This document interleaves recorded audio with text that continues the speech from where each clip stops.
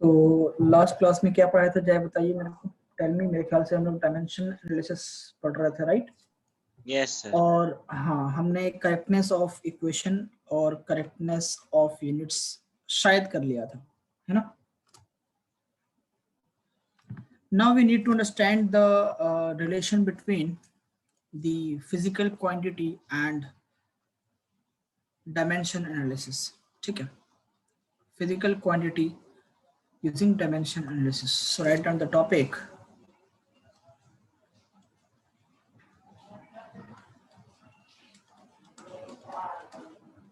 Deriving the relation between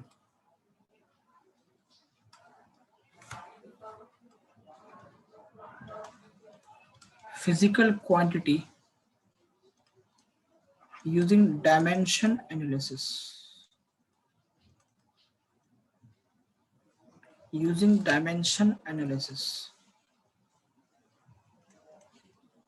How can we derive the relation between the physical quantities using dimension analysis? ठीक, okay. Now किस तरीके के सवाल इस topic से आते हैं?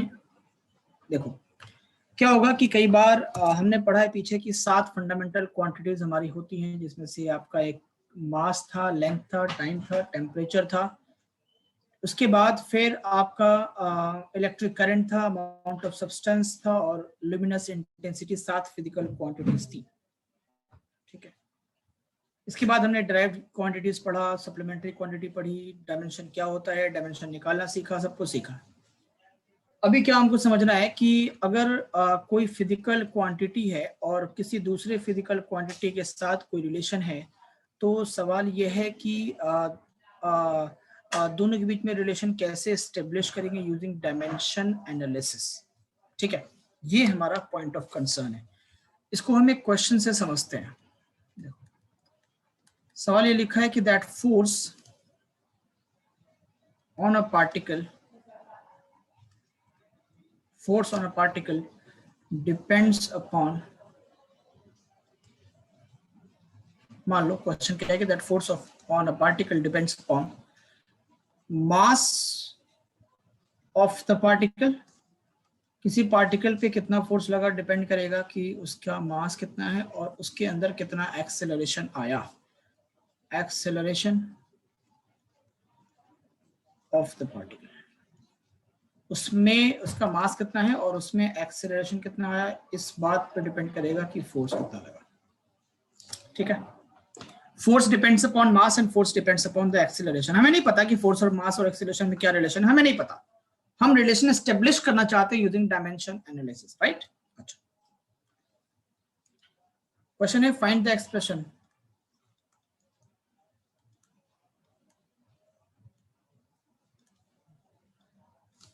Find the expression for force. Force का एक्सप्रेशन बताइए। रिलेशन का रिलेशनशिप दिया है आपके फोर्स, मास और एक्सेलरेशन में, रिलेशन एस्टेब्लिश करिए। एक्सप्रेशन क्या होगा बताइए। एज पर द क्वेश्चन हमारे पास क्या है कि that force is directly proportional to mass and force is also proportional to acceleration, है ना? एज पर द क्वेश्चन क्या लिखा है कि force is proportional to mass and force is proportional to acceleration, right? हमें ये नहीं पता कि मास का पावर कितना होगा। क्वेश्चन के अकॉर्डिंग क्या है कि हमें फोर्स और मास और फोर्स और एक्सेलरेशन के बीच में रिलेशन एस्टेब्लिश करना है, एक्सप्रेशन क्या होगा वो बताना है। तो हमें ये नहीं पता कि फोर्स और मास का रिलेशन अगर है तो वो रिलेशन लीनियर है या क्वाड्रेटिक है या क्यूबिक है, क्या रिलेशन है। मास का पावर कितना होगा हमें नहीं पता, हो सकता है पावर 1 हो सकता है 2, हो सकता है 3, I don't know. Using the dimension analysis, we need to establish the relation. आप समझ रहे हैं मेरी बात को जय शर्मा? मान लेते हैं मास का जो रिलेशन है फोर्स के साथ है वो x का पावर है मास के ऊपर, यानी कि मान लेते हैं लीनियर क्वाड्रेटिक, कुछ भी हो सकता है, पावर x मान लिया। अगर लीनियर होगा तो 1 होगा, x की वैल्यू 1 आएगी, क्वाड्रेटिक होगा तो x की वैल्यू 2 आएगी, क्यूबिक होगा तो x की वैल्यू 3 आएगी, and so on so on so on so on. a की पावर मान लेता हूं मैं y। जय, मेरी बात समझ रहे हो तुम? Yes sir. ओके, अच्छा, जब हमने पढ़ा हुआ ऑलरेडी कि जब हम प्रोपोर्शनलिटी को इक्वल टू में चेंज करते हैं तो एक कांस्टेंट लगाना पड़ता है, तो m की पावर x एंड a की पावर y, ये आ गया। और हमने क्या पढ़ा है पीछे कि किसी भी इक्वेशन के अंदर डायमेंशन जो होता है वो LHS का और RHS का हमेशा इक्वल होता है। तो यहां पे हमें पता है कि LHS में क्या है बेटा, फोर्स है, और RHS में यहाँ पे मास है, और ए वाला जो है पार्ट है वो एक्सेलरेशन है, नहीं पता है। अच्छा, डायमेंशन लिखते हैं, डायमेंशन ऑफ, पहले LHS की बात करते हैं। देखो अगर मैं जब डायमेंशन लिख दूंगा दोनों का, LHS और RHS का, तो LHS का डायमेंशन होगा MLT-2, होगा कि नहीं होगा, बोलो, होगा ना। फोर्स का डायमेंशन होगा ना MLT-2, और ये के तो कांस्टेंट है, कोई डायमेंशन नहीं होगा। m की पावर x यानी कि मास की पावर x, और एक्सेलरेशन का पावर है y। एक्सेलरेशन का डायमेंशन होता है LT-2, और पावर कितना होगा y। आप मेरी बात समझ रहे हो ना। तो यहाँ पे MLT-2, और यहाँ पे लिखेंगे के m की पावर x इंटू L की पावर y इंटू t की पावर -2। यहां तक समझ आया? जय बोलते रहो भाई, हाँ ना बोलो, यस सर नो, अंडरस्टूड और नॉट।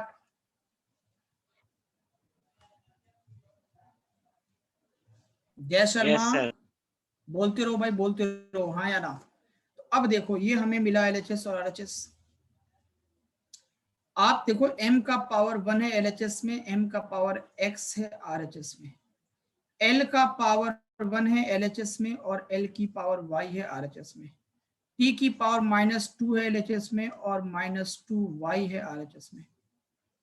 तो अगर मैं पावर को, क्योंकि हमें पता है कि दोनों तरफ डायमेंशन सेम ही रहेगा हमेशा, तो अगर मैं पावर को इक्वेट कर लूं, अच्छा डेफिनेटली LHS का जो डायमेंशन है वही RHS का होगा।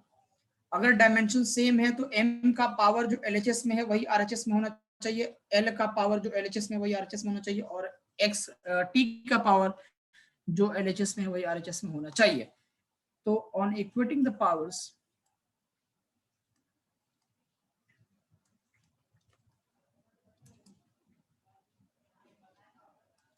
What do we get? m की पावर 1 है LHS में, m की पावर x है RHS में, तो क्या x की वैल्यू 1 आएगी, बोलो, होगा कि नहीं होगा, बोलो, होगा। l का पावर 1 है आपका yes, sir. LHS में और y है आपका RHS में, तो y इज इक्वल टू 1 हो जाएगा, है नहीं है, बोलो। और t का पावर -2 है आपका LHS में और -2y है आपका RHS में, -2y इक्वल टू -2, माइनस से माइनस कट गया, और y इज इक्वल टू कितना होगा, 2/2, दैट इज इक्वल टू 1। तो y 1 ही आया था, यहाँ भी 1 ही आया। तो x का पावर 1, y का पावर 1, x की वैल्यू 1, y की वैल्यू 1। तो अब नाउ हमें फॉर्मूला क्या मिला था, that f is equal to k m की पावर x और a की पावर y। तो f is equal to k m की पावर x कितना है, यानी कि m की पावर 1 और a की पावर भी 1, यानी कि f is equal to k m into a। बताओ क्या यही होता है फोर्स का एक्सप्रेशन? जब क्लास 9th में पढ़े होगे Newton second law of motion, तो फोर्स का एक्सप्रेशन क्या F बराबर k m a ही आया था? बोलिए,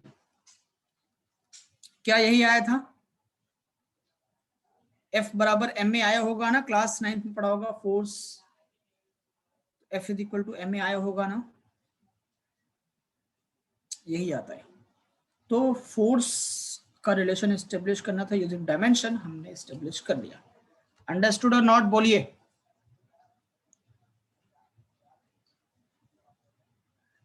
अरे बोलो, समझ आया कि नहीं आया, बोलो भाई।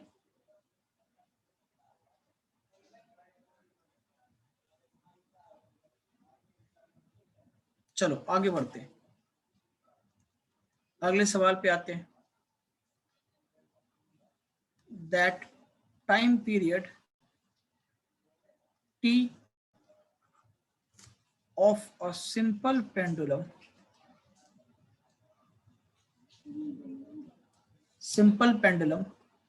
depends upon किस पे डिपेंड कर रहा है? पहला, length of pendulum,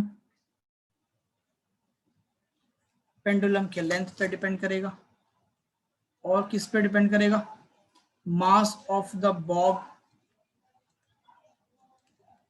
mass of the Bob, Bob के मास पे डिपेंड करेगा, और किस पे डिपेंड करेगा? Acceleration due to gravity.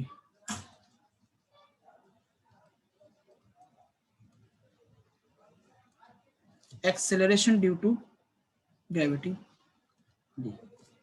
तो क्वेश्चन में क्या लिखा है कि सिंपल पेंडुलम की जो टाइम पीरियड है वो डिपेंड करेगा मास पे, लेंथ ऑफ द पेंडुलम पे, और एक्सेलरेशन ड्यू टू ग्रेविटी पे, right? We need to establish the relation between the time period, length of the pendulum, mass of the bob, and acceleration due to gravity, isn't it? We do not know the relation between time period simple and the length, time period and the mass, time period and the acceleration is linear or quadratic or cubic or biquadratic. We don't know. So what do we do?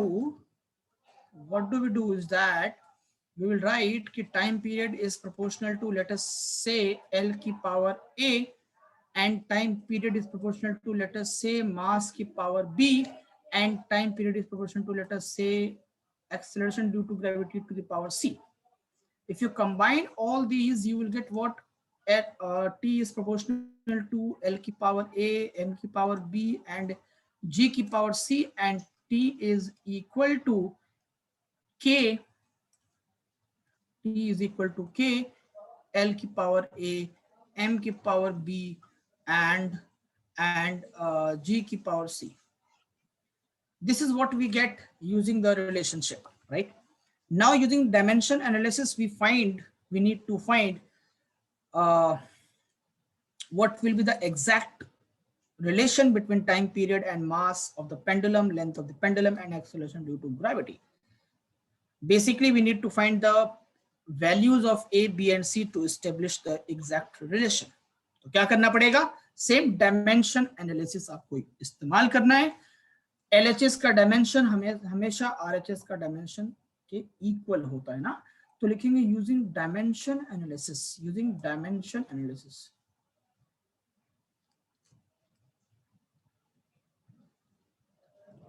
Right, time period का dimension क्या होगा? Time period का dimension तो हमेशा T रहेगा LHS में। RHS में क्या है आपका? K है, K is a constant one here, we do not need to write the dimension of K. L is length, M is mass, and G is acceleration due to gravity, that is basically acceleration. तो K तो K रह जाएगा, और यहाँ पे क्या होगा? मास का डायमेंशन तो M ही रहेगा। पावर कितना है मास का? मास के लिए पावर है B, और L के लिए पावर है A, तो L की पावर A इंटू M की पावर B, और acceleration due to gravity basically acceleration है, उसका डायमेंशन होता है LT - 2 की power C. So this will give you K into L की पावर A इंटू M की पावर B, और मल्टीप्लाइड बाई L की पावर C और इंटू T की पावर -2C, और you can write that K into L की power A plus B और multiplied by M की पावर B into T की पावर -2C, T की पावर यहाँ पे 1। अब देखो LHS में पावर्स को हम कंपेयर कर लेंगे, RHS के साथ इक्वेट कर लेंगे दोनों को। हमें LHS में सिर्फ T दिख रहा है, RHS में M भी है, L भी है, T भी है। तो डेफिनेटली अगर L ही नहीं है LHS में, अगर आप देखो, क्या मैं T को LHS में M की पावर 0 और L की पावर 0 और T की पावर 1 जो है, क्या मैं ऐसा लिख सकता हूं? बिल्कुल लिख सकता हूं, कोई दिक्कत वाली बात नहीं है। अगर यहाँ पे M की पावर 0 है तो RHS में M की पावर B है, तो इक्वेट करोगे आप, on equating the power, on equating the power, what do we get? LHS में m की पावर 0, RHS में m की power b, it means b is equal to 0. LHS में l की पावर 0, RHS में l की power a plus b, it means a plus b is equal to 0, so a will again be 0, b 0, l 0, right? t की power देखो, LHS में t की power है -2c और इज इक्वल टू 1, ठीक है।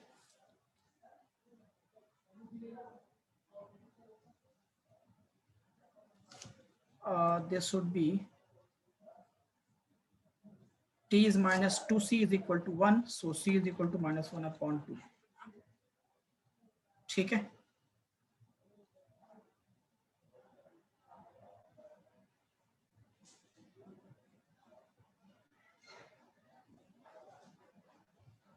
a प्लस सी ना, l की वैल्यू यहाँ पे a प्लस सी होगी ना, a प्लस सी, वही तो, this will be a plus c and so a will be equal to -c, ठीक है। अब c इज इक्वल टू -2 आया तो अब a निकाल लीजिए, अब a इज इक्वल टू होगा -1/2, यानी कि a इज इक्वल टू होगा 1/2, तो a आपका आया 1/2 और c आपका आया -1/2 और b आपका आया 0।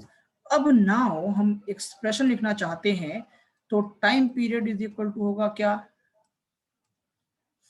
k l की पावर a m की पावर b और g की पावर c, ठीक है। l की पावर a की पावर कितना है, a की वैल्यू क्या है 1/2, यानी कि 1/2, m की पावर b यानी कि m की पावर 0 और g की पावर c c की वैल्यू -1/2, m की पावर 0 तो 1 हो जाएगा, यानी कि k और l की पावर 1/2 और क्या g की पावर 1/2 नीचे लिख सकते हैं क्योंकि -1/2 तो नीचे आके +1/2 हो जाएगा।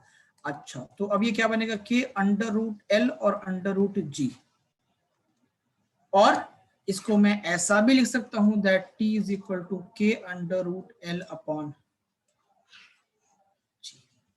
This is the relation. और जब हम एक्सपेरिमेंट करते हैं, on experiment we get t is equal to 2 pi √l/g। और डायमेंशन एनालिसिस की ये बहुत बड़ा डिसएडवांटेज है कि रिलेशन तो एस्टेब्लिश करा देता है लेकिन वो कांस्टेंट की वैल्यू डायमेंशन एनालिसिस से हमको नहीं मिल पाती है। और हमें पता है यहाँ भी कि दैट फोर्स का एक्सप्रेशन जब निकालते हैं तो k की वैल्यू ऑन एक्सपेरिमेंट k की वैल्यू जो आती है वो 1 आती है, राइट। तो that's how f is equal to ma मिलता है आपको। तो जो कांस्टेंट यूज होता है किसी इक्वेशन में, उस कांस्टेंट की क्या वैल्यू होगी वो हमें डायमेंशन एनालिसिस से नहीं मिल पाता, और ये सबसे बड़ा ड्रॉबैक है डायमेंशन एनालिसिस का। क्या आपको इतनी बात समझ आई? जय शर्मा बोलिए, कम ऑन टेल मी।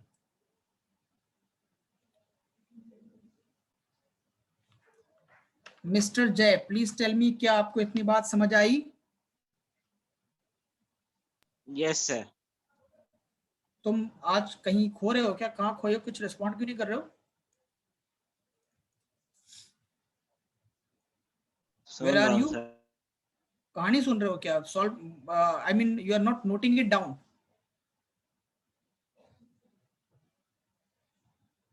हाँ Jay, I am asking to you, are you not noting it down, just listening the story? हाँ भाई, फिजिक्स ऑलरेडी एक ड्राई सब्जेक्ट है, इसको और ड्राई मत बनाओ। Just get involved, just get into the discussion, just get into the solution or question what I am delivering to you, isn't it? हाँ भाई बोलिए जय। Yes sir.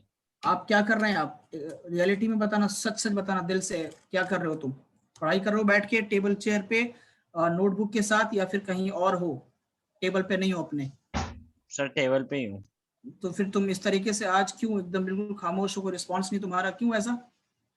वीडियो ऑन करिए आप अपना, ओपन ये video so that I can you can get more connected with me.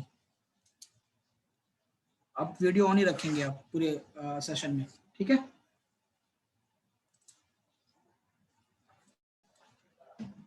Class का मतलब है interaction. You must interact with me, I must interact with you. ठीक है? So ऐसे नहीं होता, रेस्पॉन्स इंपॉर्टेंट है. एक सवाल आप बनाइए. That if I say that centripetal force F, video on रखिए जय, acting on a particle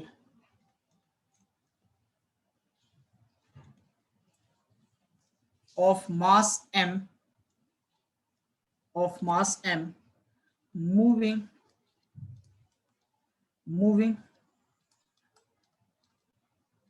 in a circle of radius r.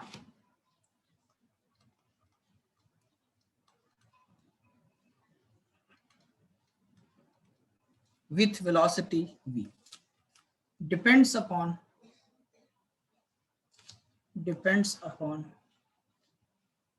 mass m, v and r. Find the expression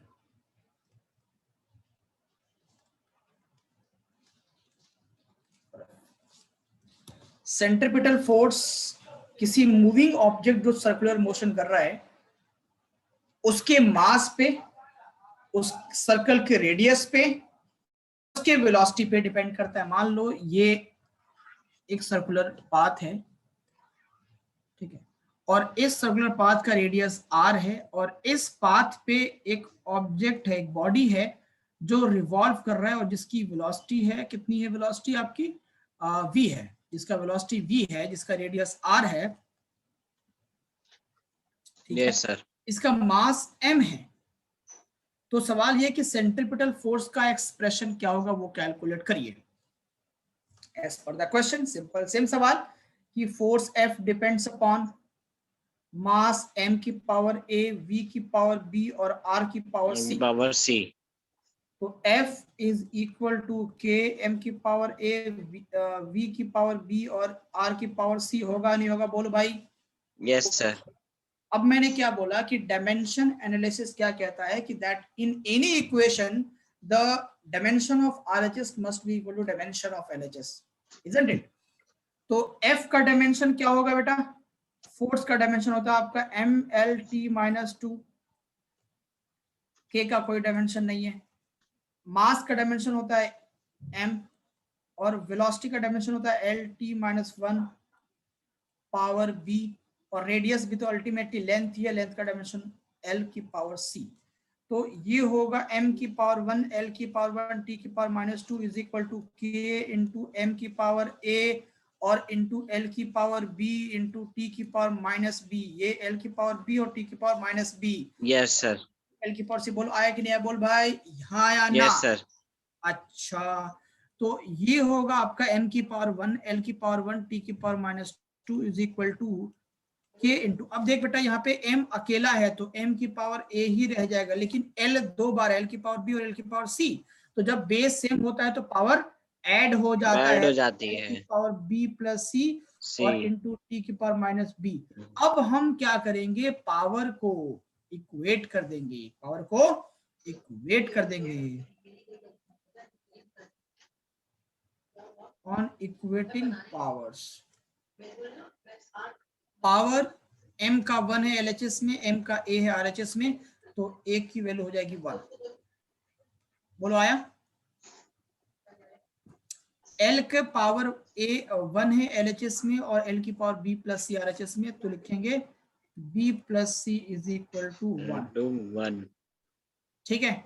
अब t की power -2 है LHS में और t की power -p RHS में है, तो लिखेंगे -b इक्वल टू -2, माइनस से माइनस कट गया तो b इज इक्वल टू 2. अगर b इज इक्वल टू 2 है तो इस इक्वेशन को आगे यूज करो, तो 2 plus c is equal to 1, तो c इक्वल टू -1 होगा कि नहीं होगा? Yes sir. इक्वल टू -1 होगा. तो a1 b 2 एंड सी हो गया -1। कोई दिक्कत? No sir. No sir. ठीक है, आगे देखो। अब इक्वेशन क्या था हमारा? इक्वेशन था हमारा that f is equal to k into m की पावर a, पी की v की पावर b और r की पावर c, m की power 1 as per the question. b की वैल्यू कितनी आई थी? b की वैल्यू क्या आई थी? देखो b की वैल्यू आई है 2, है ना?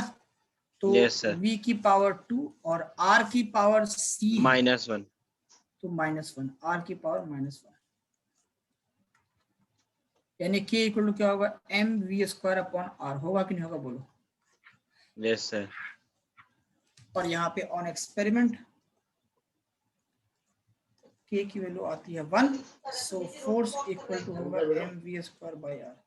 तो सेंट्रीपिटल फोर्स हम लोग पढ़ेंगे भी चैप्टर नंबर 3 में कि that centripetal force comes out to be mv²/r। This is how we can calculate it. बोलो, समझ में आया? Yes sir. यस। तो डायमेंशन एनालिसिस की ये बहुत बड़ा डिसएडवांटेज है कि कभी भी ये आपके कांस्टेंट की डिटेल्स नहीं देता, कभी भी कांस्टेंट का डिटेल नहीं देता। अगर किसी आपके इक्वेशन में कोई ऐसी क्वांटिटी यूज हो जो कि डायमेंशन लेस हो, उसका भी डिटेल नहीं देता। तो डायमेंशन एनालिसिस का दो डिसएडवांटेज है, वो एक ये कि it does not give the any idea about the constant, और दूसरा ये कि it does not give any idea about the dimensionless quantity. कोई ऐसी क्वांटिटी आपके कई बार इक्वेशन में जैसे angular momentum L equal to mvr sin theta होता है, तो वहाँ पे साइन, जब एंगुलर मोमेंटम की डिपेंडेंसी लिखेंगे तो हम लिखेंगे angular momentum depends upon the mass, depends upon the velocity, depends upon the radius. But वहाँ पे जो साइन थीटा वो किसी भी तरीके से नहीं आ पाएगा। तो डायमेंशनलेस क्वांटिटी है साइन थीटा, इस वजह से उसका कोई डिटेल हमें नहीं मिलता डायमेंशन एनालिसिस के अंदर। ठीक है,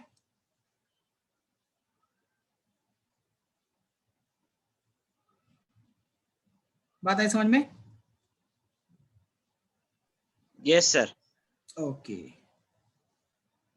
तो यहाँ पे हमें कोई डायमेंशनलेस क्वांटिटी का डिटेल आइडिया हमें नहीं मिलता।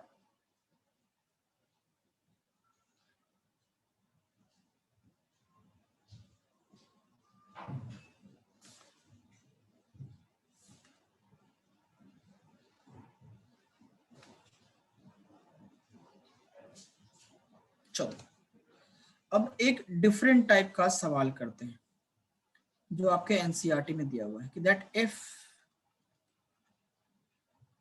फोर्स, मैंने आपको बताया था कि फंडामेंटल क्वांटिटी हमारे पास 7 हैं, लेकिन आगे चल के कुछ क्वेश्चंस ऐसे करेंगे जब हम फंडामेंटल क्वांटिटी को चेंज करेंगे और किसी डिराइव्ड को हम फंडामेंटल बना देंगे और फंडामेंटल का एक्सप्रेशन फिर उसके टर्म्स में निकालेंगे। देखो, सिंपल सवाल है कि दैट फोर्स F। सर ऐसे क्वेश्चन पेपर में आते हैं? जी सर, आते हैं, तभी तो करवा रहा हूँ। Velocity v and time t, force F आपके एनसीईआरटी में है। Force F, velocity v and time t are fundamental quantities.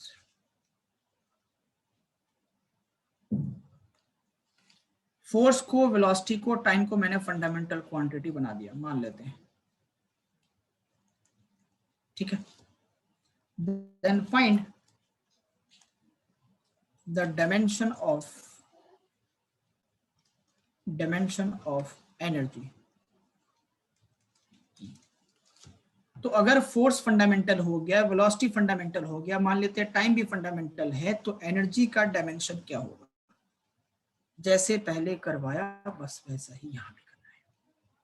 Let us suppose same, मान लो ऐसे केस में कि वही ऐसी कि एनर्जी डिपेंड्स अपॉन फोर्स।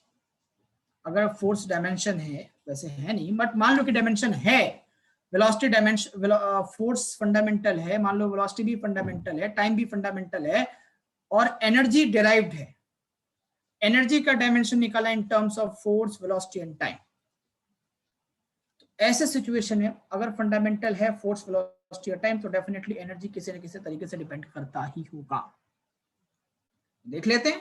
मान लेते हैं कि energy depends upon F to the power A, velocity V to the power B and time T to the power C।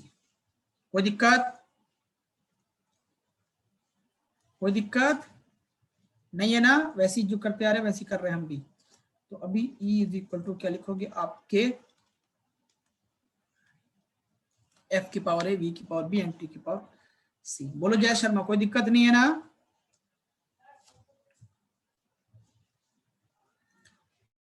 जय बोलिए, कोई दिक्कत है? No sir. No sir. अब डायमेंशन एनालिसिस यूज करो। यूजिंग डायमेंशन एनालिसिस,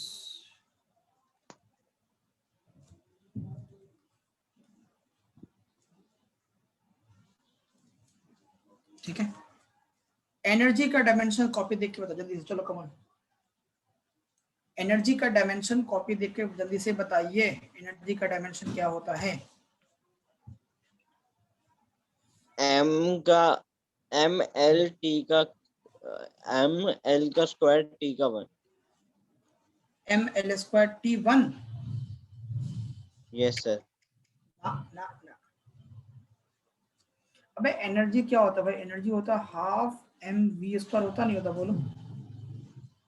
तो half का कोई डायमेंशन नहीं है, बट एम का डायमेंशन तो मास एम है, और वी स्क्वायर वी का डायमेंशन होता है एल टी माइनस 1। वी की यूनिट क्या होते हैं? Metre per second. M S minus 1। V की यूनिट क्या होती है? मीटर सेकंड इनवर्स, ऐसा होता नहीं होता? बोलो। तो मीटर के लिए एल आ गया, सेकंड के लिए टी आ गया, पावर -1, तो एल टी -1 हो गया। वेलोसिटी के लिए पावर इसका स्क्वायर है, तो ये एम एल स्क्वायर और टी -2 होगा कि नहीं होगा? बोलो। तो M L square T -2 equal to K. Force का डायमेंशन क्या होता है? एम एल टी -2, इसका पावर है ए। इसके बाद वेलोसिटी का डायमेंशन क्या होगा? एल टी -1 का पावर होगा बी। इसके बाद टाइम का डायमेंशन क्या होता है? सिर्फ टी का पावर हो गया सी। तो आगे लिखेंगे हम लोग के इंटू एम की पावर ए, एल की पावर ए, टी की पावर -2c 2a सॉरी, और यहाँ पे एल की पावर बी, टी की पावर -b और इंटू टी की पावर सी। अब सारे को एक जैसे लिख लो। सारे को एक जैसे लिखने का मतलब ये है कि देखो अरेंज कर लो। यहाँ पे m एक बार है तो m का पावर a ही रह जाएगा, k इंटू एम के पावर a। l देखो l एक बार यहाँ पे है, l की पावर a, l की पावर b एक बार यहाँ पर है, दोनों का बेस सेम है तो पावर ऐड हो जाएगा, तो l की पावर a प्लस बी। क्या ऐसा होगा जय शर्मा? होगा? बोलिए। Yes sir. t देखो यहाँ पे भी है, t की पावर -2a, t यहाँ भी है, t की पावर -b और t यहाँ भी है, t की पावर c। तो यहाँ पे लिखेंगे t की पावर -2a और -b और plus c, -2a -b plus c। यहाँ पे लिखेंगे m और l की पावर 2 और t की पावर -2। अब क्या करेंगे हम लोग? पावर को कंपेयर कर लेंगे। पावर को कंपेयर कर लेंगे, जो अब तक हम लोग करते आए हैं।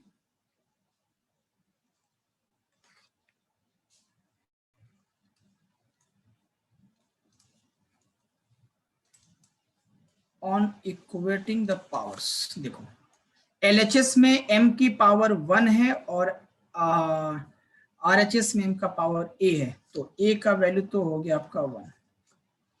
LHS में l का पावर देखो 2 है और RHS में l का पावर है a प्लस b, यानी कि a plus b is equal to 2। देखो a की वैल्यू आई है 1, तो 1 plus b is equal to 2, तो b इज इक्वल टू हो गया 1, तो a भी 1 और b भी 1। अब c निकालना है।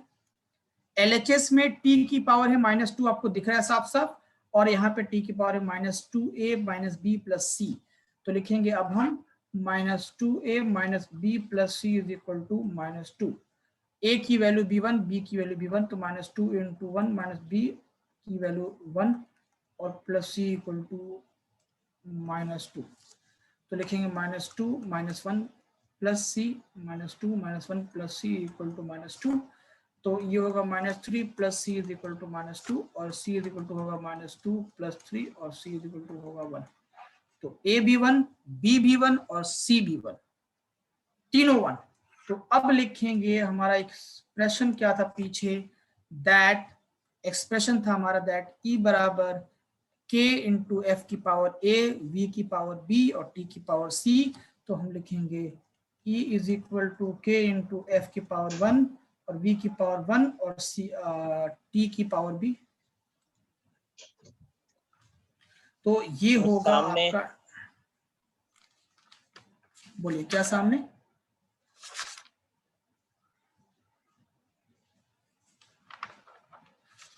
क्या सामने, तो नहीं सर, ई का देख हो गया, डायमेंशन, ई का समझ जो आ गया। डायमेंशन, ई का जो डायमेंशन होगा वो होगा एफ वी टी, तीनों की पावर 1। आगे बात समझ में या नहीं आई?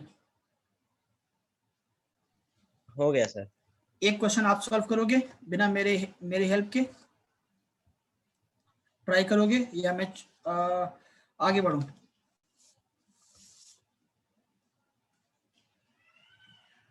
सर आप असाइनमेंट दोगे ना, उसमें दे देना। चलो गुड, यानी कि आप ट्राई नहीं करना चाहते, आगे बढ़ते हैं फिर। लिखो limitation of dimension analysis, limitation of dimension analysis. Dimension analysis के क्या लिमिटेशन हैं? limitations of dimension analysis। पहला लिमिटेशन लिखो that it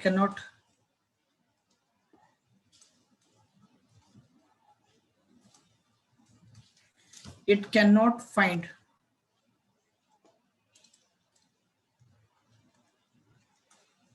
the value of proportionality constant। मैंने बताया था कि proportionality constant के की वैल्यू नहीं बता पाता ये, जैसे t is equal to 2π/L/d था ना, तो वहां पे t इज इक्वल टू 2π, वो जो 2π था वो 2π की वैल्यू नहीं बता पाया, डायमेंशन से हमको नहीं मिल पाया।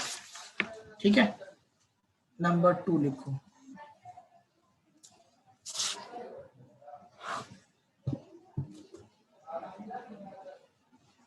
हाँ, it cannot be applied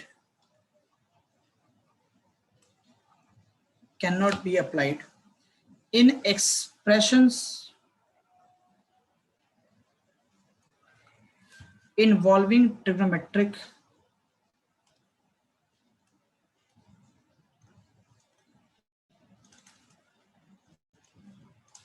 trigonometric ratio, जैसे साइन थीटा, कॉस थीटा, एस, ये सब होगा तो वहां पे डायमेंशन एनालिसिस से हम लोग एग्जैक्ट एक्सप्रेशन नहीं फाइंड आउट कर पाएंगे, या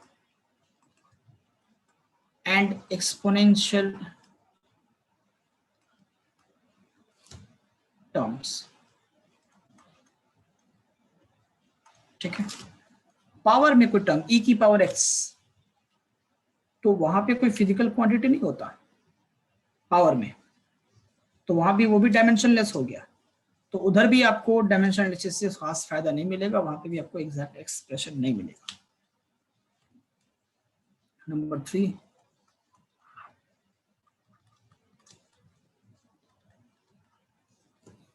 it cannot be applied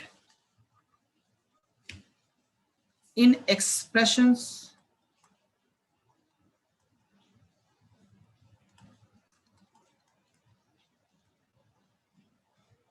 involving proportionality constant,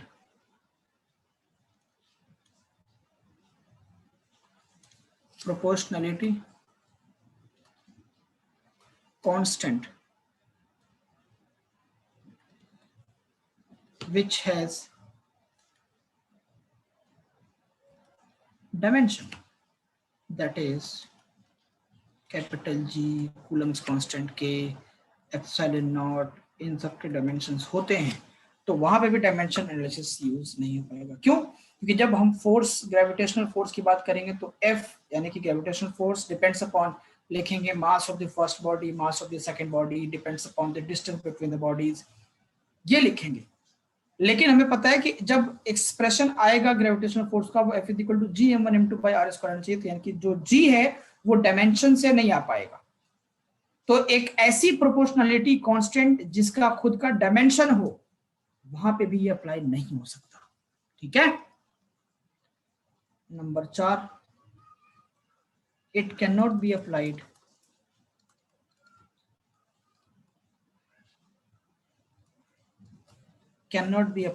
in expressions involving two or more terms separated by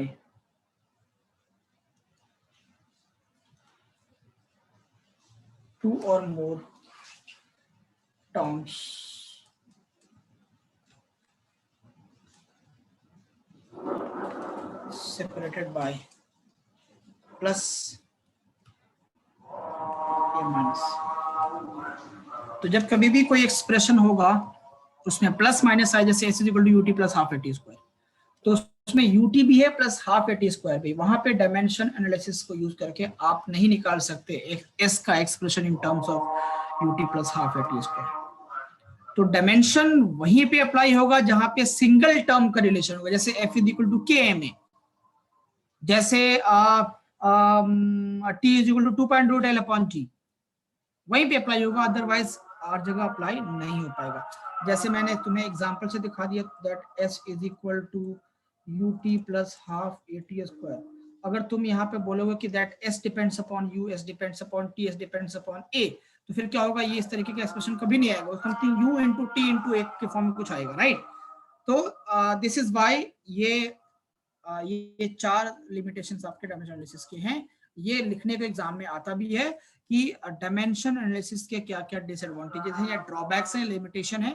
तो आपको ये चारों लिख देना है कि that it can not find the value of proportionality constant, जैसे 2 pi under root L upon G, तो वहां पे 2 पाई डायमेंशन एनालिसिस से नहीं आ पाएगा।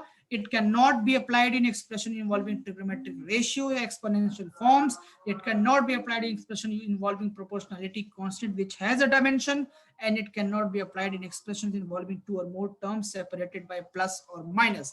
Is this clear to all of you? Is this clear to all? Is this clear to you?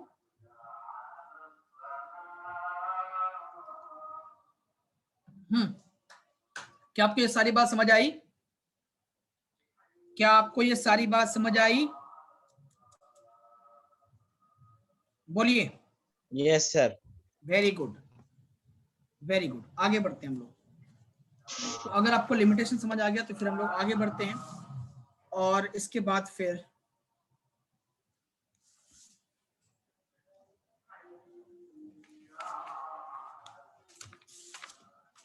कुछ नए segment पे पहुंचते हैं। और हमारा जो नया सेगमेंट होगा वो एक नया टॉपिक होगा अपने आप में, उसको हम लोग सिग्निफिकेंट फिगर कहते हैं। यानी कि इसके बाद हम लोग डायमेंशन खत्म कर चुके हैं और नए सेगमेंट में सिग्निफिकेंट फिगर यानी कि एरर वाले टॉपिक में अब एंटर करने जा रहे हैं। ठीक है। तो अब आप नया टॉपिक लिखोगे that is called as significant figure. क्या लिखोगे आप? Significant figure. ठीक है। टॉपिक क्या लिखोगे आप? Significant figure. बड़ा इंपॉर्टेंट टॉपिक है, नया सेगमेंट है ये। डायमेंशन एनालिसिस ओवर हो गया, अब एरर एनालिसिस स्टार्ट होने जा रहा है। इसका पहला टॉपिक है आपका सिग्निफिकेंट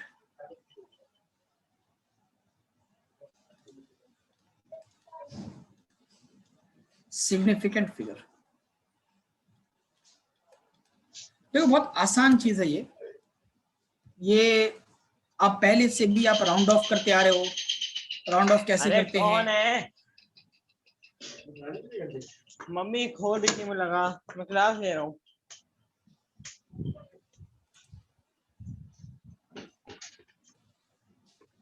यस सर। हाँ, आप पहले से भी ये चीजें करते हुए आ रहे हो कि राउंड ऑफ करना कैसे, राउंड ऑफ कब करते हैं, राउंड ऑफ कैसे करते हैं, 0.5 के बाद आपको पता है कि वो एक नंबर बढ़ जाता है, 0.5 से कम होगा एक नंबर घट जाए, वो सेम नंबर रह जाएगा। ठीक है, इस तरीके से किसी भी वैल्यू के अंदर, किसी भी Yes, एक्सप्रेशन sir. के अंदर, हाँ किसी भी वैल्यू में, किसी एक्सप्रेशन में सिग्निफिकेंट का क्या मतलब होता है। अगर मैं बोलूं जय कि 2.0 किलोमीटर या 2.00 किलोमीटर या 2.000 किलोमीटर, इसका कुछ मतलब बताओगे? क्या ये सब सेम ही है या फिर कुछ अलग अलग मतलब रखते हैं? क्या इन सब के मायने सेम है या फिर डिफरेंट है?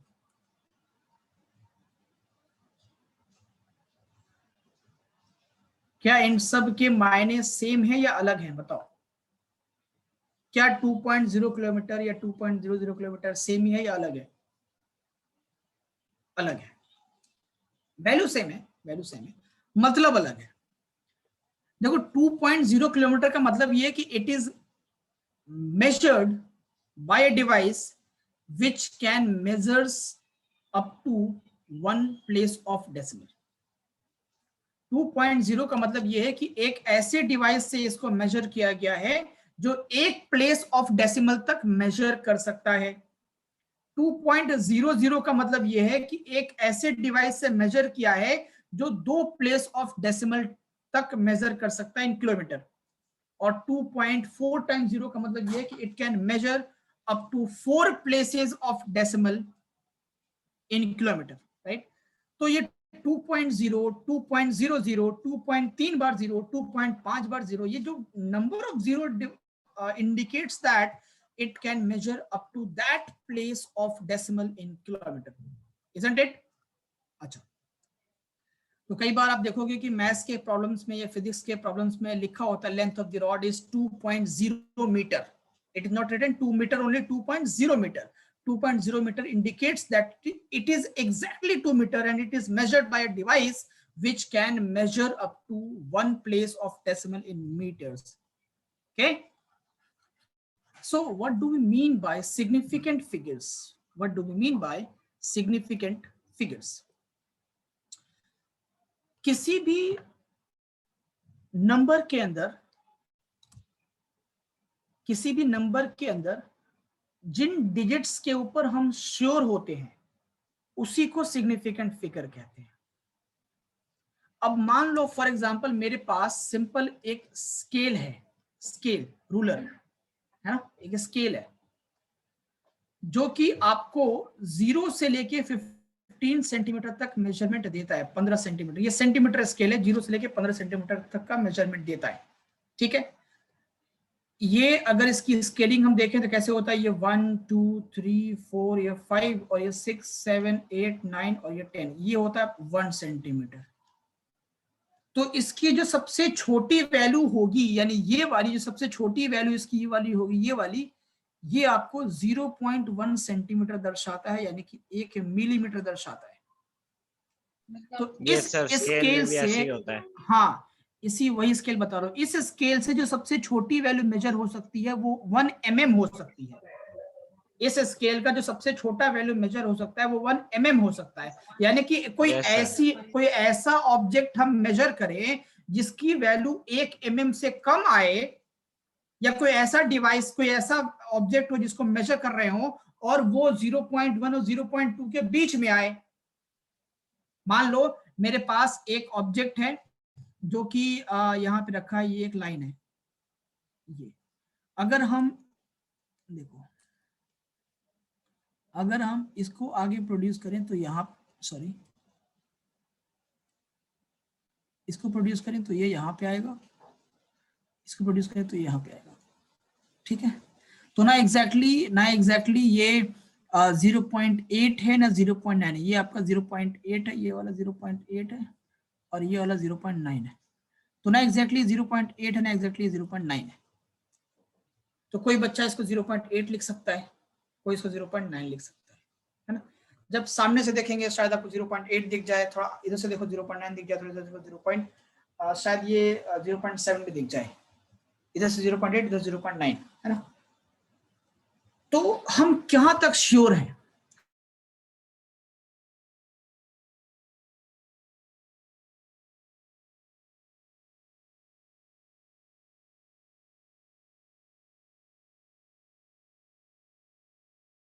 सर आपकी वीडियो अटक श्योर है ना? 0.8, एक मिनट, सर आपकी वीडियो अटक गई।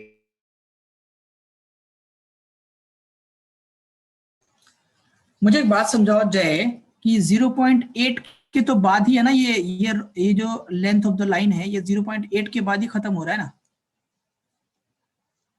ये 0.8 के बाद ही खत्म हो रहा है ना। देखो ये यस हम सर। कौन हम कहां तक श्योर हैं? क्या इसको मैं 0.81 लिख दूं, क्या इसको मैं 0.82 लिख दूं, या 0.84 लिख दूं? जो भी लिखूंगा वो 0.8 के बाद ही कोई नंबर दूंगा उसको। यानी हम श्योर किस पे हैं? हम 0.8 पे तो हर बार श्योर है ना, 0.8 पे यस तो सर। हर बार श्योर है ना। अब वो 0.9 से पहले है, तो 0.9 से पहले होगा तो इस स्केल से मेजर नहीं हो सकता। कोई बच्चा इसको 0.8 कहता है, कोई इसको 0.82 कहता है, कोई इसको 0.83 कहता है, कोई फर्क नहीं पड़ता, जो मर्जी वो कहो, लेकिन 0.8 तो श्योर है और 0.9 नहीं है, ये भी श्योर है। सर आपकी वीडियो बहुत कट रही है। अच्छा वीडियो कट रही है तो वीडियो को मैं बंद कर देता हूँ। अभी आवाज तो क्लियर है ना? तो मेरे कहने का सिंपल सा मतलब ये है यस सर। कि सिग्निफिकेंट फिगर किसी भी मेजरमेंट में उसको कहते हैं जिस वैल्यू पे आप श्योर हो। तो इस लेंथ ऑफ द लाइन, ये लाइन का मेजरमेंट किया हमने स्केल से, तो 0.8 से थोड़ा ज्यादा आया, 0.9 से छोटा आया, इसका मतलब ये कि 0.81 हो सकता है ये, या 0.82 या 0.84 भी हो सकता है, कोई दिक्कत नहीं, लेकिन सर श्योर इसको हम ये सब कह के अगर कहेंगे हाँ 0.81 तो ये सब सही होंगे। हाँ ये भी हो सकता है, क्योंकि इस डिवाइस से, इस स्केल से मेजरमेंट 0.8 और 0.9 के बीच वाला नहीं हो सकता, क्योंकि इसका लीस्ट काउंट है 1 mm, उससे छोटा हो ही नहीं सकता, उससे छोटा ये डिवाइस मेजर ही नहीं कर सकता एग्जैक्टली। तो 0.8 पे तो हम श्योर है ना, 0.8 तक तो हम श्योर है ना। तो जिस वैल्यू पे यस आप सर। श्योर हैं उसी को हम लोग कहते हैं सिग्निफिकेंट फिगर। बोला आया नहीं आया? आ गया। बस सिग्निफिकेंट फिगर का मतलब ये है कि आप जिस वैल्यू पे श्योर हैं किसी मेजरमेंट में, उसी को सिग्निफिकेंट फिगर कहते हैं। तो इसका डेफिनेशन मैं क्या लिखूंगा? इसका डेफिनेशन मैं ये लिखूंगा that significant figures tells us that significant figures tells us that the number of digits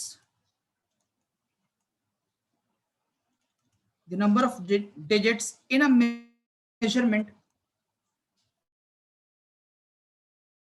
in a measured value,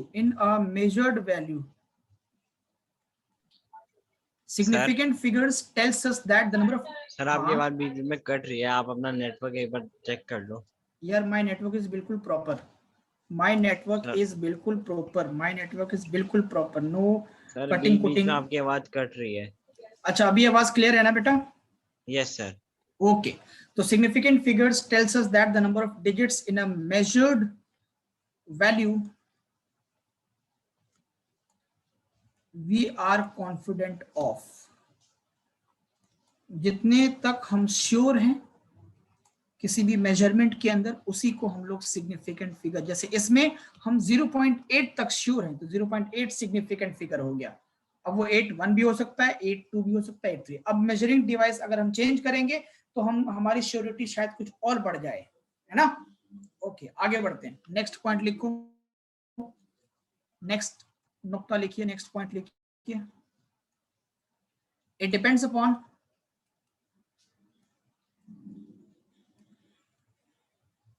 measuring device and it's accuracy. मैंने क्या बोला कि अगर शायद हम किसी और को, जैसे मान लो आप 2 kg आप सब्जी वाले से आलू खरीदते हो, 2 किलो आलू दे दो भाई, तो 2 किलो वो आलू देगा, तो क्या एग्जैक्टली वो 2 किलो करता है? नहीं। अगर डिजिटल मीटर है तो वो बता देगा कि भाई 1 किलो से 0.002 ग्राम ज्यादा है, यानी कि वो 3 प्लेस ऑफ डेसिमल तक मेजर कर लेता है। ठीक, अरे 100 ग्राम ज्यादा कोई बात नहीं, वो 1 किलो के बजाय तुमको 1 किलो 100 ग्राम भी दे सकता है, कोई दिक्कत नहीं है। अब तुम सोनार के पास जाओ और सोनार से सोना खरीद रहे हो, और तुम्हारा मान लो तुमको सोना खरीदना 10 ग्राम, वो वेट जब करने लगेगा मान लो 11 ग्राम आया तो बोला कोई बात नहीं, 1 ग्राम तो ज्यादा दे दो, कोई दिक्कत नहीं। क्या वो देगा? नहीं देगा। और वो जो सोनार का जो डिवाइस होती है ना मास मेजर करने के लिए, वो इवन की 10⁶ place of decimal, 10⁵ place of decimal तक मेजर कर लेता है वो, समझ गए? तो 100 ग्राम कभी भी सोनार से जो तुमने आलू वाले से मांग लिया, वो कभी भी तुम 100 ग्राम या 1 ग्राम सोनार से नहीं मांग सकते ना।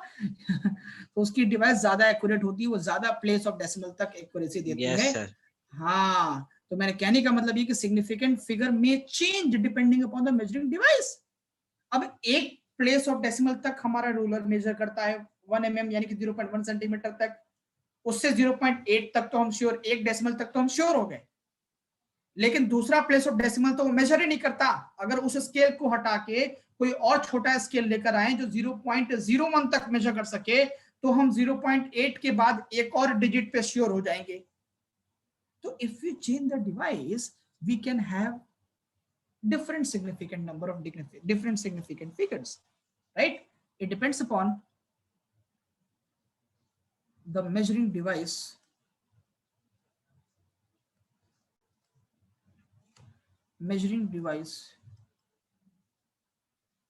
and its accuracy,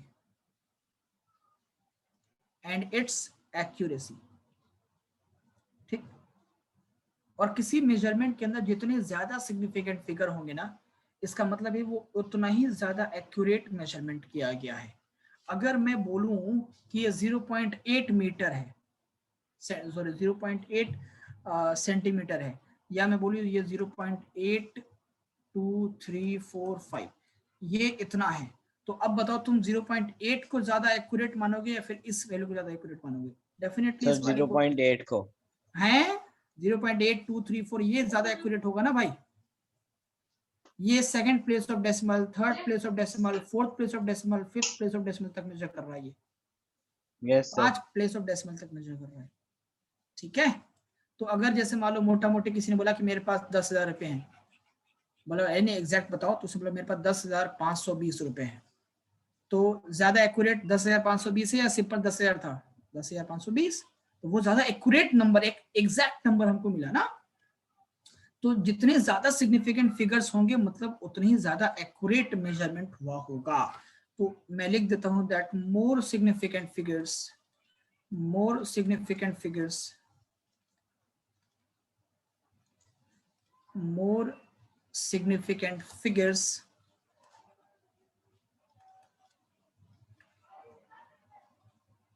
shows more accurate measurement. More significant figures shows more accurate measurement.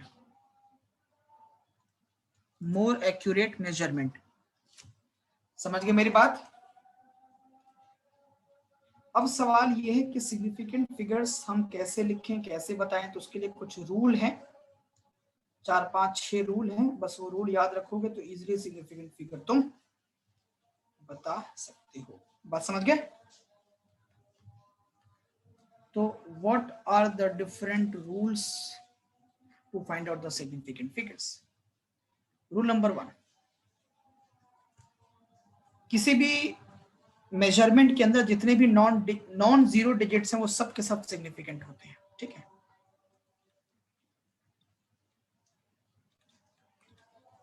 all non-zero digits are significant. All non-zero digits are significant. All non-zero digits are significant. ठीक, किसी भी मेजरमेंट के अंदर जितनी भी नॉन जीरो डिजिट्स हैं सब हमेशा सिग्निफिकेंट हो, हमेशा हमेशा हमेशा। फॉर एग्जांपल अगर मान लो कोई मेजरमेंट हुआ जिसमें लिखा है 1 2 2 4, तो ये सारे सिग्निफिकेंट हैं, 4 सिग्निफिकेंट फिगर्स हैं।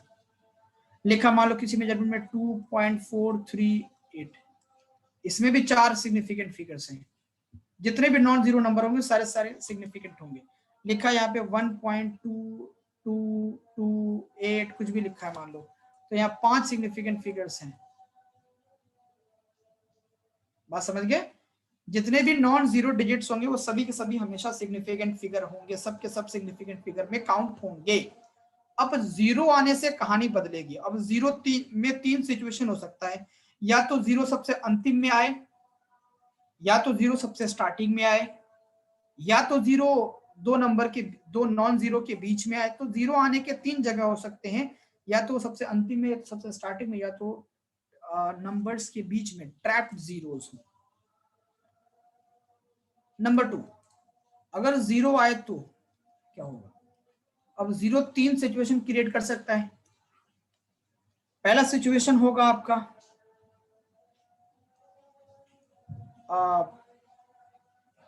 लीडिंग 0 का। 0 अगर लीड कर रहा है, आगे है, तब आगे सबसे लास्ट में 0 आया है तब लीडिंग, पहले 0 आया है तब, ठीक है, लीडिंग 0। दूसरा होता है ट्रैप्ड 0, 0 अगर बीच में आया है तब। और तीसरा होता है आपका ट्रेलिंग 0, यानी कि 0 अंत में आया है तब, लास्ट में आया, 0 कर रहा है, ट्रेलिंग 0। तो जीरोस, अगर 0 कहीं भी किसी सिग्निफिकेंट फिगर में, किसी नंबर में, किसी मेजरमेंट में 0 आया, तो 0 या तो लीडिंग हो सकता है, या ट्रैप्ड हो सकता है, या ट्रेलिंग हो सकता है। अगर लीडिंग 0 है तो वो कभी सिग्निफिकेंट नहीं होता। Leading 0 is not significant, never significant. मतलब कि स्टार्टिंग में 0, लीडिंग 0 का मतलब क्या है? जैसे फॉर एग्जांपल 0.001, स्टार्टिंग में 0.001, ये दोनों 0 नॉन सिग्निफिकेंट है, यानी कि एक ही सिग्निफिकेंट फिगर होगा। कहीं लिखा है 0.312, तो ये 0 नॉट सिग्निफिकेंट, इसमें भी 3 सिग्निफिकेंट फिगर, तीनों नॉन जीरो सिग्निफिकेंट होंगे। लिखा कहीं पे 0.032, तो ये 0 भी नॉट सिग्निफिकेंट, ये 32 यानी कि 2 सिग्निफिकेंट फिगर। बोलो समझ आ रहा नहीं आ रहा? बोल भाई, अरे बोलो। तो कभी भी नंबर के पहले 0 होगा, जैसे लिखा मान लो 001, बता कितने सिग्निफिकेंट फिगर? 001 को तुम क्या समझोगे? जय शर्मा बोलो, 001 को तुम क्या समझोगे? क्या तुम 001 को सिर्फ 1 नहीं समझोगे? एग्जैक्टली 1 ही समझोगे। तो इसमें एक ही सर सिग्निफिकेंट फिगर होगा। 001 मतलब 10 हुआ ना? अबे 1 बिहारी, 1 ना, सिर्फ 1 1 1, ओनली 1। 001 स्टार्टिंग में 0 का मतलब है, स्टार्टिंग में 0 का कोई मतलब है? कोई मतलब नहीं भाई, हाँ सर। कोई मतलब नहीं है, कोई मतलब नहीं, कोई मतलब नहीं है।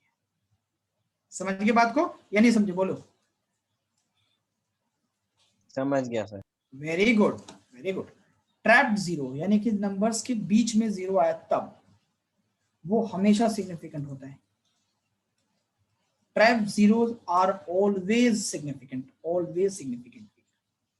जैसे for example sir, for example अगर लिखा है यहाँ पे नंबर 101, तो बीच में 0 आया, 101 में 0 हटा दो तो 11 बचेगा ना भाई। तो यहाँ पे ये 0 का इंपॉर्टेंस है, इट इज अ सिग्निफिकेंट। तो 3 सिग्निफिकेंट फिगर हो गए इसके।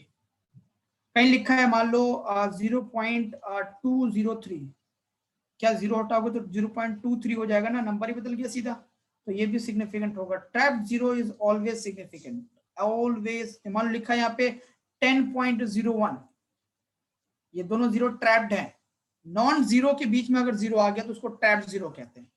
दो नॉन जीरो के बीच में 0 आ गया, उसको ट्रैप्ड जीरोस कहते हैं, बीच में आया हुआ 0। देखो ये जो 0 है ना स्टार्टिंग में, देखो ये रेड, ये रेड, ये आपका लीडिंग 0 है, तो ये काउंट नहीं होगा। बट ये 0 आपका ट्रैप्ड है, ये आपका ट्रैप्ड 0, तो ये काउंट होगा। और ये 0 आपका लीडिंग है, तो लीडिंग काउंट नहीं होता, ट्रैप्ड काउंट होता है। तो ये 3 सिग्निफिकेंट, नॉन जीरो तो हमेशा होगा, तो 2 और 3 तो हमेशा सिग्निफिकेंट है, और ट्रैप्ड 0 भी सिग्निफिकेंट। तो 3 सिग्निफिकेंट फिगर्स हो गए इसके। बोलो समझ आया नहीं आया? बोलो। तो trapped zeros are always significant, right? Isn't it? अब है ट्रेलिंग जीरोस, यानी कि जो 0 अंतिम में आए, लास्ट में आए। ट्रेलिंग जीरोस की कहानी थोड़ी अलग है। अगर डेसिमल के बाद कोई ट्रेलिंग 0 है, डेसिमल के बाद कोई ट्रेलिंग 0 है, तो वो सिग्निफिकेंट फिगर होगा। क्यों? इसलिए होगा क्योंकि डेसिमल के बाद जो 0 आता है ना, वो हमेशा एक मैसेज देता है कि it is measured using a device which can measure more accurate, यानी कि अगर एक डेसिमल के बाद 0 है मतलब कि वो एक पॉइंट ऑफ डेसिमल तक वो मेजर कर सकता है, 2 डेसिमल है तो 2 पॉइंट ऑफ 0 तक मेजर कर सकता है, 3 है तो 3 पॉइंट ऑफ डेसिमल तक मेजर कर सकता है। तो मेजरमेंट डिवाइस की एक्यूरेसी बताता है डेसिमल के बाद वाला 0, इसलिए वो सिग्निफिकेंट होता है। और अगर मान लीजिए बिना डेसिमल के 0 आया है तो वो नॉन सिग्निफिकेंट होगा, बिना डेसिमल के 0 आया है तो वो नॉन सिग्निफिकेंट होगा। ठीक है, आप मेरी बात समझ गए? देखो फॉर एग्जांपल इसमें दो सिचुएशन बनता है, इसमें दो सिचुएशन बनेगा कि अगर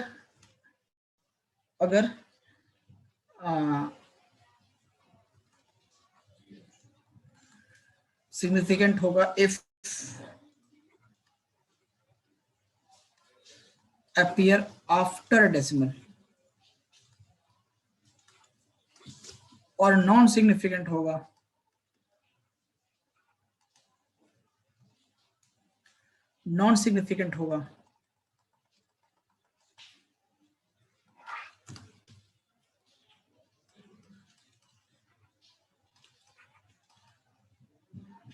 ठीक है, if appear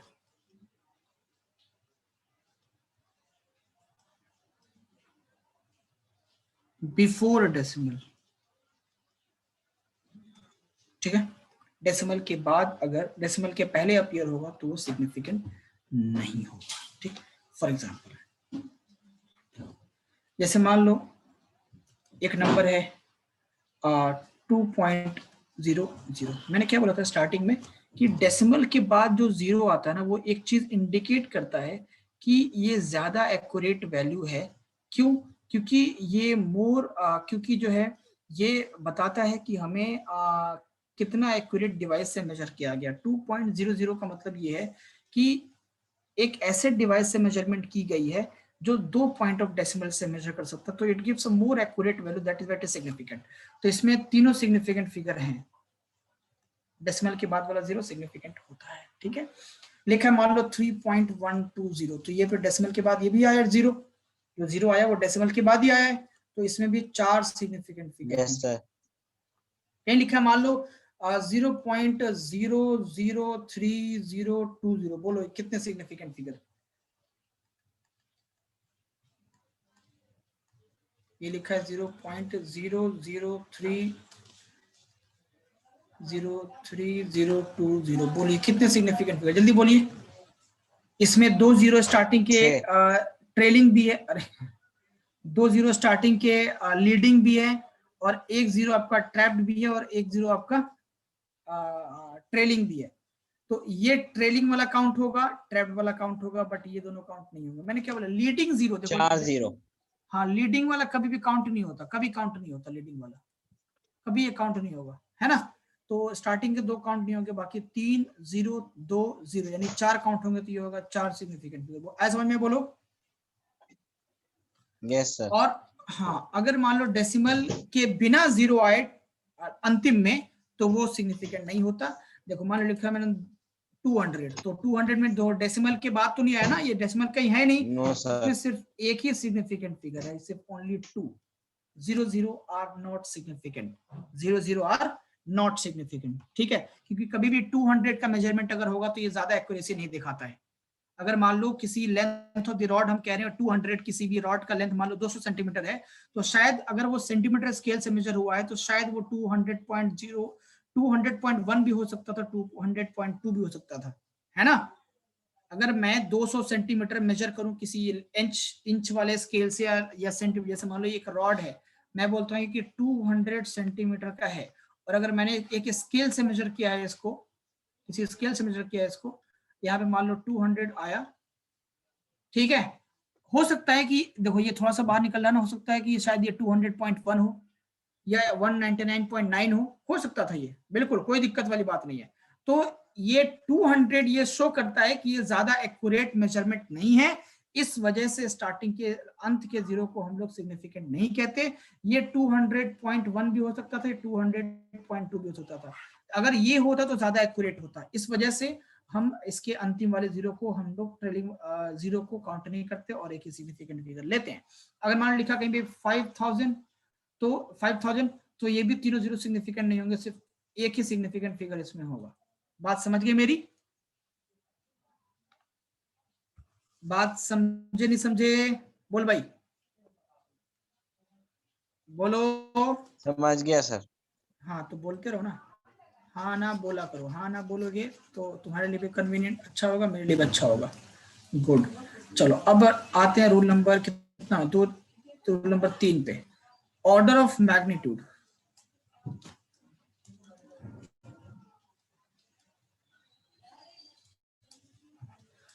order of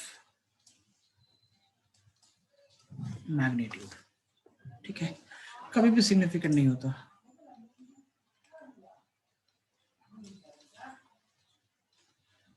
never never never significant, मतलब कहीं लिखा मान लो 2 × 10⁻³ तो ये कभी भी सिग्निफिकेंट नहीं होता, क्योंकि ऑर्डर अल्टीमेटली तो 2000 हो जाएगा ना ये, तो ये सिग्निफिकेंट नहीं होगा, इसमें सिर्फ एक ही सिग्निफिकेंट फिगर है, वो है 2। कहीं लिखा है मान लो 2.010 × 10⁻⁶, ये कभी भी सिग्निफिकेंट नहीं होगा, ये सिग्निफिकेंट नहीं होगा। देखो यहाँ पे ये ट्रैप्ड जीरो है और ये लीडिंग जीरो, ये काउंट होगा, तो इसमें 4 सिग्निफिकेंट फिगर हो जाएगा। आप समझ गए मेरी बात को? तो ऑर्डर ऑफ मैग्नीट्यूड कभी भी सिग्निफिकेंट नहीं होता। नंबर 4, रूल नंबर 4 आखिरी है, जो प्योर नंबर होते हैं, प्योर नंबर्स या फॉर्मूले के अंदर जो नंबर आता है वो सिग्निफिकेंट होता है, ठीक है। प्योर नंबर्स और कांस्टेंट और constants have infinite significant figure. जैसे मान लो फॉर एग्जांपल मैं कहता हूं कि मेरे पास ये स्क्वायर है, इसका साइड ए है और इसका जो एरिया पेरीमीटर होगा वो होगा 4 × a। तो this in this have infinite significant figure, purely correct. किसी भी सूरत में, किसी भी स्केल से, किसी भी डिवाइस से मेजर अगर आप करोगे तो पेरीमीटर ऑफ स्क्वायर हमेशा 4 × साइड ही होगा। हाँ, साइड के मेजरमेंट में कुछ भी हो जाए, लेकिन the formula which contains a number that is 4, it is always fixed, it is always pure, so it is having infinite sin। जितने भी फिगर्स इसमें आ जाएंगे इस फॉर्मूले में, सारे के सारे सिग्निफिकेंट होंगे, जितने भी नंबर्स आ जाएंगे वो सारे के सारे सिग्निफिकेंट। जैसे मान लो मैं लिखता हूँ speed of light is equal to 3 × 10⁸। अब ये एक वैल्यू है, ये एक वैल्यू है, ये सिर्फ एक कोई मेजरमेंट नहीं, एक वैल्यू है, ये फिक्स नंबर है। Refractive index of water equal to लिखा मैंने 1.33, ये फिक्स नंबर है, ये वैल्यू है, ये कभी चेंज नहीं हो सकता। तो इसके अंदर इनफाइनाइट सिग्निफिकेंट फिगर, ये प्योर नंबर से। Area of cube 6a², volume of sphere 4/3 πr³, वो 4/3 जो है वो सिग्निफिकेंट फिगर है और वो इनफाइनाइट सिग्निफिकेंट फिगर उसके अंदर है। बोलिए, समझ में आया? तो ये 3-4 रूल्स हैं सिग्निफिकेंट फिगर बताने के लिए। आपके बुक में अनेक सवाल है सिग्निफिकेंट फिगर के ऊपर, और उसमें बताने होते हैं कि कितने सिग्निफिकेंट फिगर्स हैं, वो बताइए। तो देखो,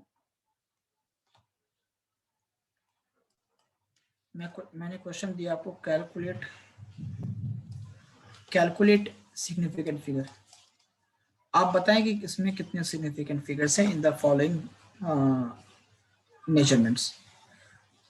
212.212 only. Number 2, 2.120. Number 3, 2.0042. Number 4, 4.20. Number 5, 0.04. Number 6, 31.0.020.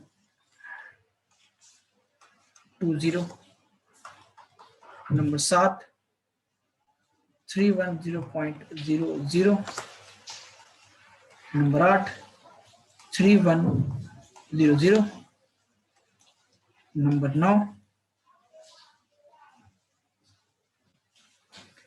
9, क्या दे दूं, 3.072. Number 10 3 into 10 to the power 8 c बराबर 3 into 10 power 8 metre per second. चलो बताइए इसमें कितने कितने सिग्निफिकेंट फिगर्स है, कमेंट जल्दी जल्दी। जय शर्मा, पहले आप क्वेश्चन नोट करो फिर आप बताओ।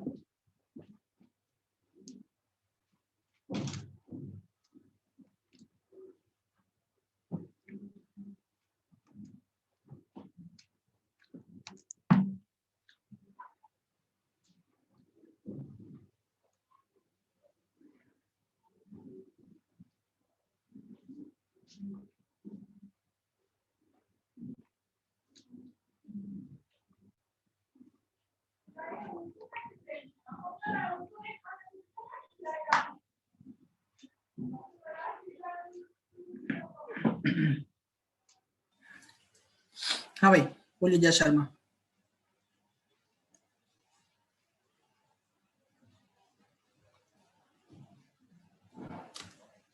कितना आंसर है बोलिए, पहले बोलिए 2 1 2 में कितने significant figures? Sir 3। 3 good. 2 1 2 sir 0 में इसमें भी कितने? 3 है। लास्ट वाला 0 काउंट नहीं होगा, लास्ट वाला 0 ट्रेलिंग होता है लीडिंग होता है? 10 होता है। ट्रेलिंग होता है ना, तो डेसिमल के बाद जो ट्रेलिंग होगा वो हमेशा सिग्निफिकेंट फिगर होता है। डेसिमल सर के 3 पहले ही तो है। तो डेसिमल के बाद है ना, ये डेसिमल यहाँ पे है ना, यस सर। ये तो डेसिमल के बाद आया है, तो ये हम्म। चारों सिग्निफिकेंट फिगर है। ये आई बात समझ? Yes sir. ये बोलिए कितने सिग्निफिकेंट फिगर? इसमें तो 2 होंगे। इसमें से ये भी डेसिमल के बाद 0 आया है, ये नॉन हाँ जीरो, तो ये भी नॉन जीरो, तो 5। ये नॉन जीरो, ये भी नॉन जीरो, और बीच में ये तो trapped zero, trapped zero. Trap zero हमेशा सिग्निफिकेंट होता है, तो तीनों तो 5। 5 हो गए सर। ठीक है बोलो नेक्स्ट। 4.20 इसमें 3 हो गए। इसमें तीनों सिग्निफिकेंट फिगर होंगे, वेरी गुड।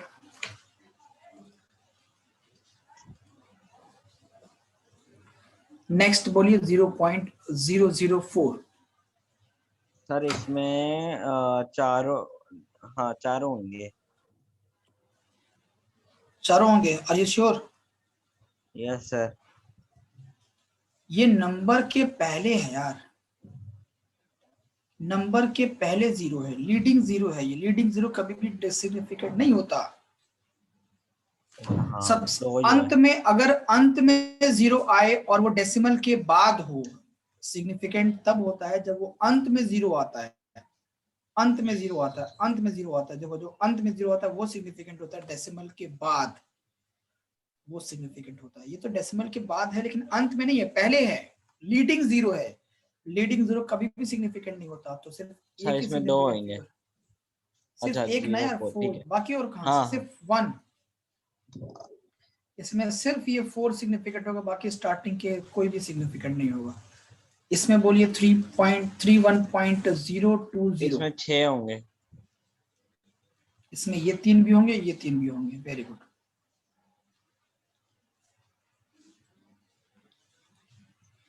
इसमें बोलिए कितने सिग्निफिकेंट फिगर्स? सर 5। ये 3 भी होंगे, ये 2 भी होंगे। इसमें कितने सिग्निफिकेंट फिगर्स? इसमें 4। 4। मैंने क्या बताया, मैंने क्या बताया यहाँ पे? सर 3100 है ना?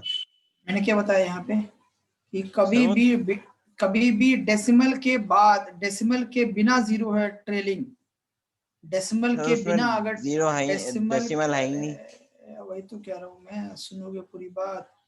अगर जीरो ट्रेलिंग हो यानी कि अंत में आए, और वो डेसिमल के बिना डेसिमल को, it comes appears before decimal. Decimal नहीं है ना, यस सर। तो ये तो अंत में जीरो है ना, इसके डेसिमल के बाद तो है नहीं, डेसिमल के पहले है, तो यानी डेसिमल है ही नहीं, तो ये नॉन सिग्निफिकेंट होंगे। सिर्फ 31 ही सिग्निफिकेंट होगा, यानी कि सर 2 सिग्निफिकेंट। 31.00 है वो। नहीं, सिर्फ 31.00 होता फिर तो सिग्निफिकेंट ही होता। ठीक है, आगे बोलो। 3.072 बोलिए। अरे क्या समझ में नहीं आया क्या? बोलो। यहाँ पे देखो 200 लिखा ना मैंने, 200 के में यस लास्ट सर। में, हाँ ट्रेलिंग जीरो है, और डेसिमल के पहले है, डेसिमल के पहले है। या लिखो विदाउट डेसिमल, आप चाहो तो ये भी लिख सकते हो इसमें, इट अपीयर्स बिफोर डेसिमल, या फिर लिख दो यहाँ पे विदाउट डेसिमल। इसमें बिल्कुल कंफ्यूजन नहीं होना चाहिए, लिखो विदाउट डेसिमल। अगर लास्ट में जीरो आए बिना डेसिमल के, विदाउट डेसिमल, तो वो हमेशा नॉन सिग्निफिकेंट होगा, कभी सिग्निफिकेंट नहीं होगा। तो देखो ये बिना डेसिमल के आया ना जीरो अंत में, सिग्निफिकेंट नहीं। बोलो 3.072 में कितने सिग्निफिकेंट? सर चारों होंगे। चारों होंगे। बीच वाला ये ट्रैप जीरो है, तो चारों होंगे। बहुत बढ़िया। Next, c is equal to 3 into 10⁸ metre per second, कितने सिग्निफिकेंट फिगर? सर इसमें 10 होंगे। 10 क्यों? Infinite significant figure. सर ये क्योंकि मतलब 10 की पावर ये प्योर नंबर है, प्योर नंबर एक वैल्यू है। Yes sir. ये परफेक्ट है, परफेक्ट है, इसमें कोई इफ एंड बट नहीं है ना, यस सर। इसमें कोई पॉसिबिलिटी नहीं है, तो इससे सारे सिग्निफिकेंट है इसके, इनफाइनाइट सिग्निफिकेंट फिगर्स। बात समझ में आ गई? ठीक है, इसमें एक और रूल लिख लो, 5वां नंबर।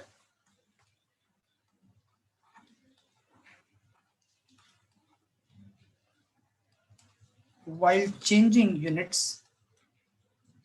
जब हम यूनिट्स चेंज करते होते हैं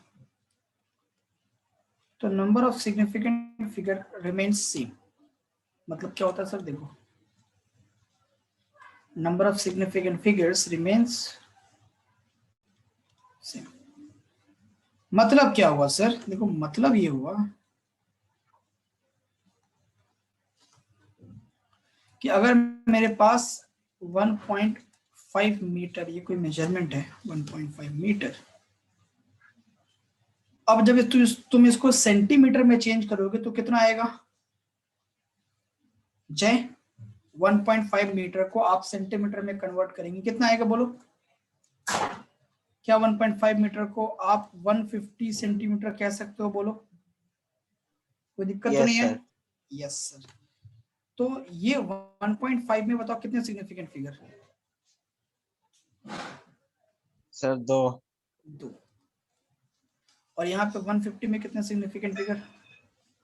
3। है?